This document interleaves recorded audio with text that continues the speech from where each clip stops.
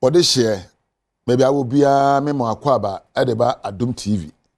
Jumedie we Nkuranhyensem. Na me am tidwa mo amede jumedie won cha me wo somfo. Apostle Dr. Nita Kutego. Me gidi sa ho ye.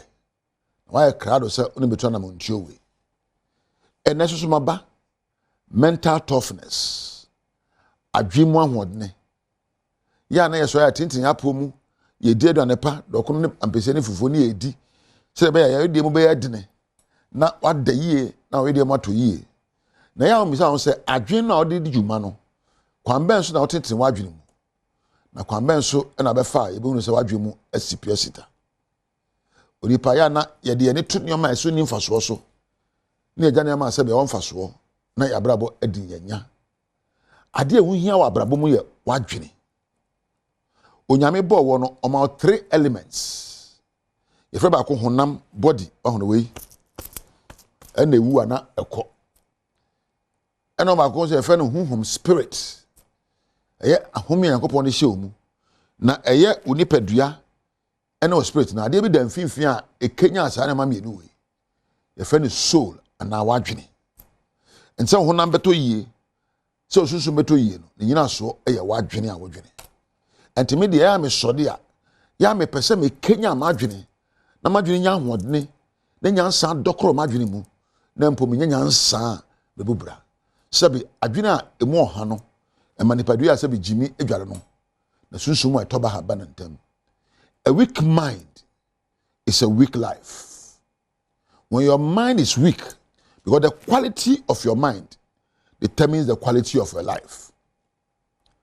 Wadwene nyina so no ene wabrabo nyina so sabi tafrache me hu obi akosua law ojina capital shop a otwi we epanua uko law school a oye law uko medical school a oye doctor uko nursing school a oye nurse so uko production team a oye producer wa Adom TV ebi ana uko sound school this osmosis what is sound echi ade bi a wo sua go adwene pon na wo yo nse wo sua ade bi ngo adwene pon a better than wo na wo yo Number 4, eno anse me ware yendo yakoware ye ni awade mu nyansa eni awade mu akade nti ware aba mfie menu na eja awade bebere kwase me asofo ori nyankopon ho akwankyere nyankopon nyansa endokro no nti aka no opobo ena nkomhye hu ena wo hye ose me honorable se obenya nyansa ye de kora wo man apare no tokotra wa sikadie basa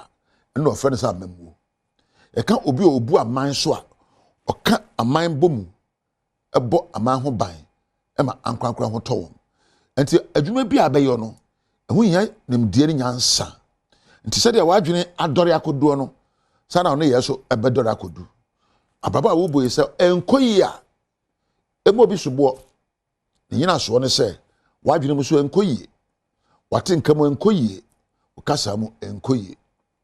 The appearance on your mind will determine the appearance in your life. Nyoma egu wadwene proso ebe kire nyoma ebe wa brabo osode a sebe nkomo ahu hia na wotie ebe den na wani age ne mpo asam to wa onya no yie osode a buka sebe mfaso ni so na hokenkan a bible ne koran wo ho a betime ahwam ade na ode abo abrabo ho ban. So that's why Adom TV, Adom TV, and Nita Kutego. TV as I be a winnia, I yank Kenya and show cry and our hair. A bed then I mean some of a Kenya war, no bubra. No matter what I shall and the time I do proso, and the Kenya de Abayo. Non qua fan no, say, wa, sabi on poye. Sabi, Najumo and Noye, Eco Sipi. As some 2 124.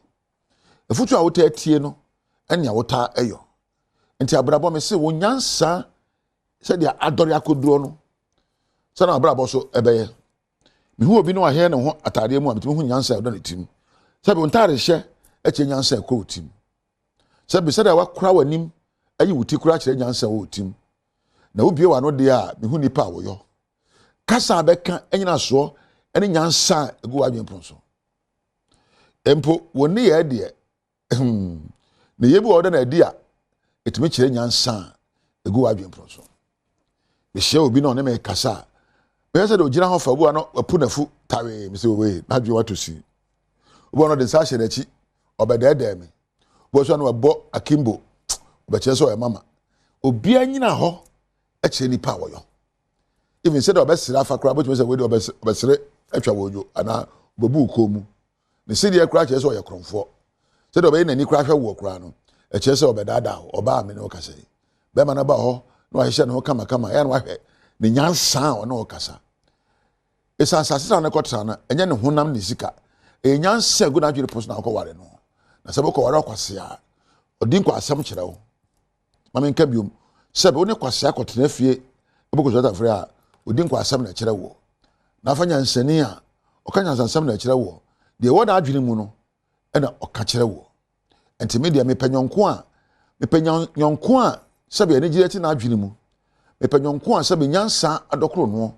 me panyonko a sebe osuahunu papa me panyonko a ne kasa de me panyonko a ne ye esomani na mafa nyonko me makwan e ma sebe tafrache obi ehuhuhu sebe akwasampa bura he ne ma efam nyonko sa nipa me hia no a ma na akwankire eche nyansa na bagya no ho braba ye boy woni a woni won eboko so atafa woni esan na eche osuban cheme nipa no mu a oben wo afam onamfofo wona wagya onua bi obi ani adwuma ena obi afa namfo kire me sa nipa no mu na bi so say de na ya wonya free wono ho aso adwe a wode ba wo no eche ne awo no sabi won komo ekenya wo e manya subampa nipa no mu wa brabo ebi osofo okura bi so say enioma a wota ka kire wo no ebu abamu ana hye wonkura enioma ebie wa adwene mu e ma otimi ka ho hye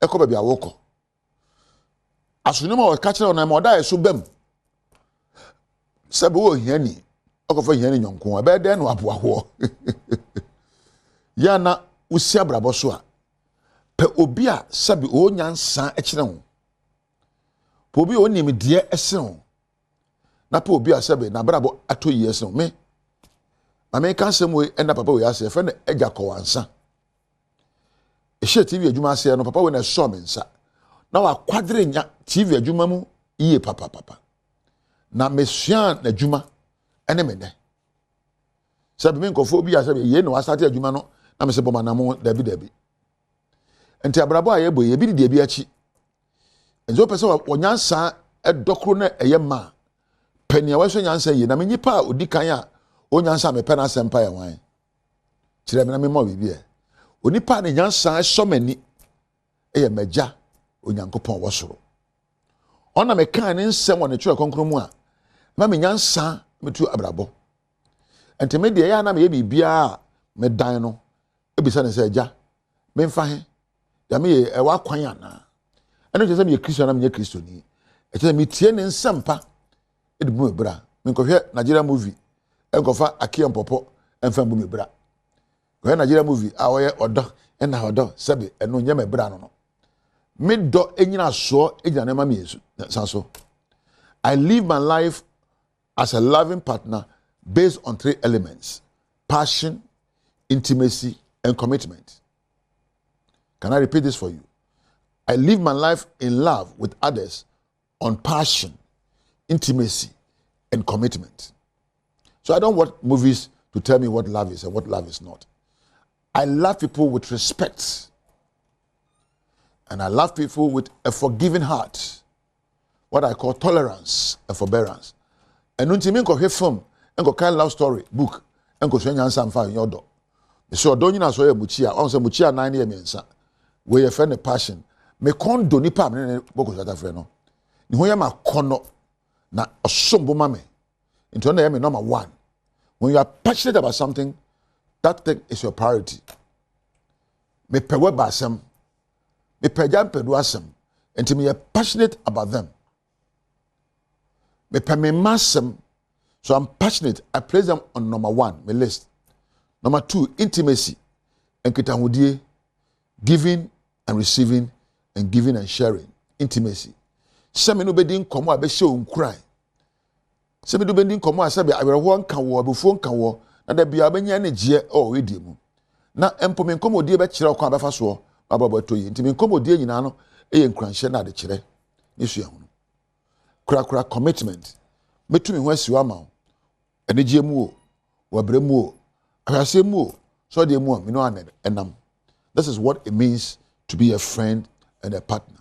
To be passionate about me, to have intimacy, and to be committed to me. Make us all here Ukrainian. So I never be my own and catch it. Catch it on the fin that way. Niame namno me combat dono. Na akono mu ono mema no asumba mame. No sumba me mema why me number 1. Number 2, me kondo ne wiase me ndi nkita ho abre biara. Na me ye bibi ma no so bibi ma me. Ni esakra mu eye ne mafoforo na sie na eye pepe. To so me nsa metumi ho asiwa ma no. Ha me wo ba bi na se me so ade esa. Adwa meba se sia why what did di? Wa hono na se metumi ho asiwa ma wo ye die na awere ho kra na media. Abrabo ayebu. Ni egu wadwen proso no. Ene wo. Ene me giri se meja bibi egu wadwen proso. Onyame nhira o. Onyame nka ho na fa wo na ase ka mo na me fa ma weba frimpon. Eja mpadu, eja Abraham, Osmosis, Michael, ena Adom TV adwumayefo nyina wo so masene na adwumay ba mo ho. Aha na meja wo na masema metaka ne se woni twedi ampo Nyankopon entena